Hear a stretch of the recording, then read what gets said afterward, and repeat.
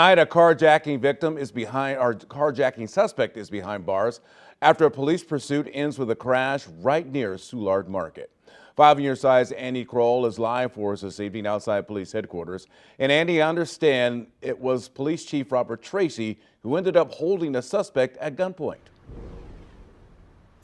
That's what sources are telling us, Rennie, and this all started just before 4 o'clock this afternoon, and we were able to hear from police about how officers spotted a Dodge Challenger that was suspected of having a carjacking man who was wanted earlier this month. Now, this all happening because police tell us he was a dangerous man who was on a serious mission to get away from police. St. Louis Metro police officers first spotted the wanted Dodge Challenger at Keokuk and Ray Avenue. They have a great eye. They notice that this vehicle, which is very distinct when you see the images, you can pull it out of a lineup. This criminal was not very smart.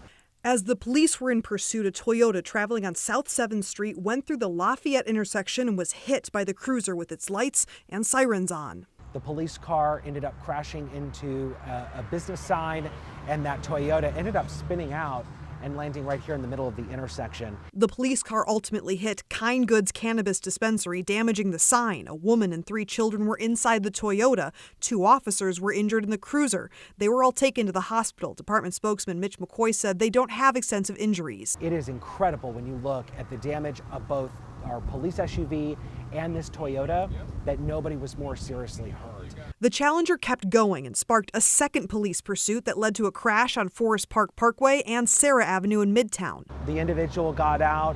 He ended up getting into a foot pursuit with one of our lieutenants. The lieutenant was much faster at that point and ended up taking him into custody. Police said they found a gun and a large amount of suspected fentanyl on him. There have been 18 crashes involving police cruisers over the last 2 years, including scenes like this collision in January of 2024, just a block away from police headquarters, and Bar PM on South Broadway in December of 2023.